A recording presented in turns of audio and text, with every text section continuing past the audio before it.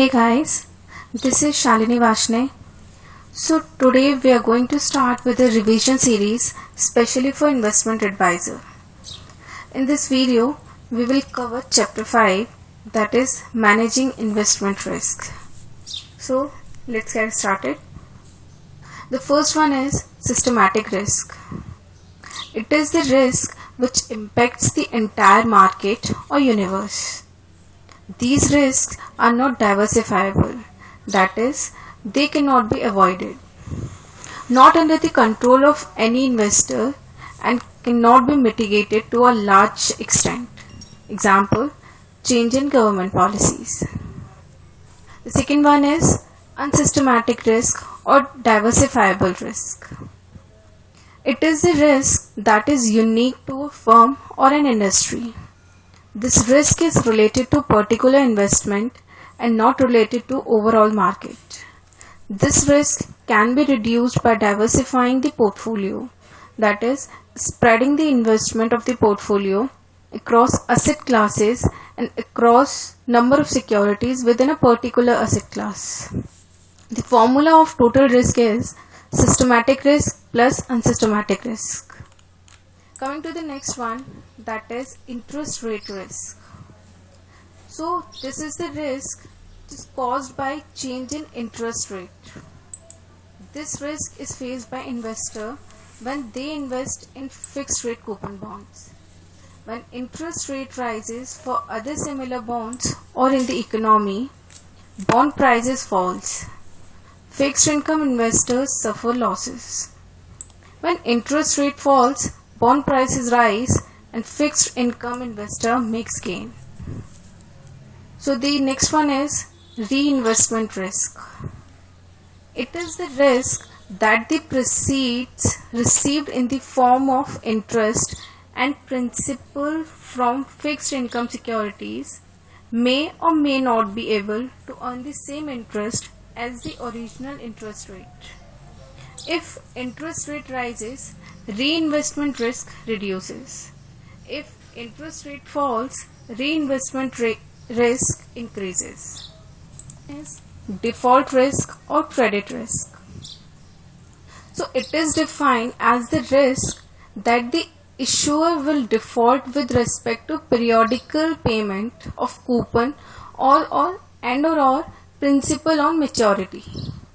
Credit risk is measured by credit rating. Higher credit rating, lower the default risk. Lower credit rating, higher the default risk. So the next one is liquidity risk.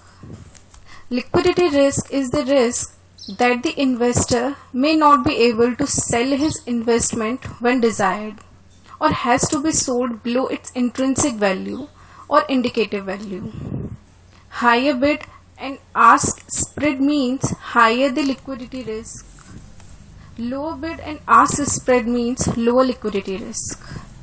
Bid is the price at which the buyer will buy the security, and ask is the price in which the seller will sell the security. The next one is exchange rate risk.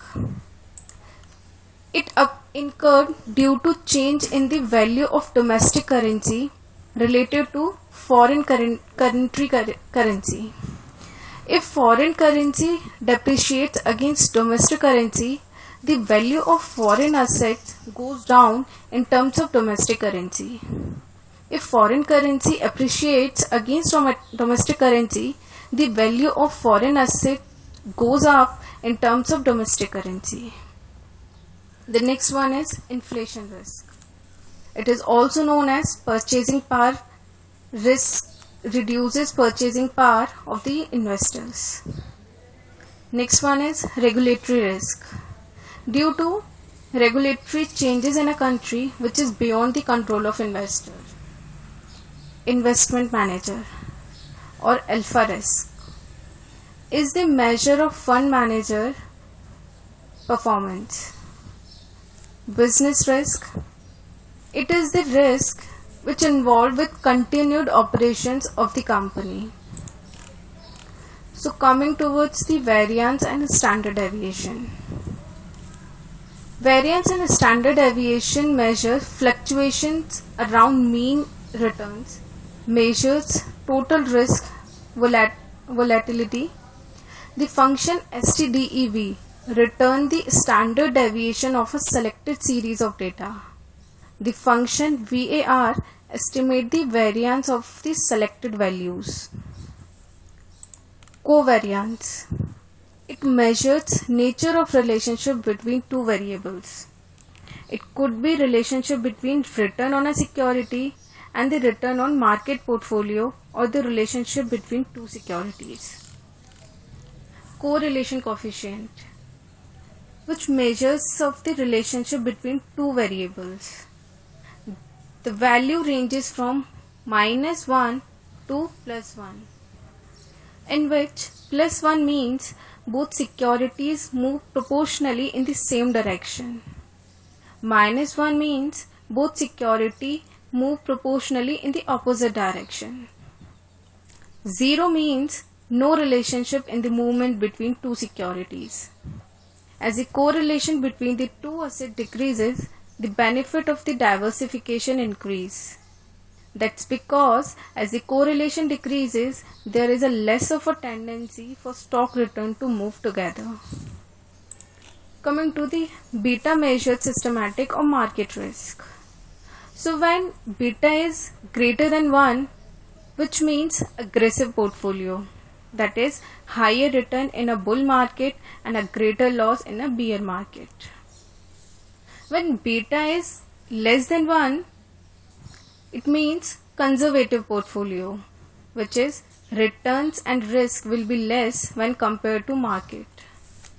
When beta is 1 for index or index fund, which means returns and risk will be the same as that of the market. So beta as a measure of risk is applicable only for equity schemes.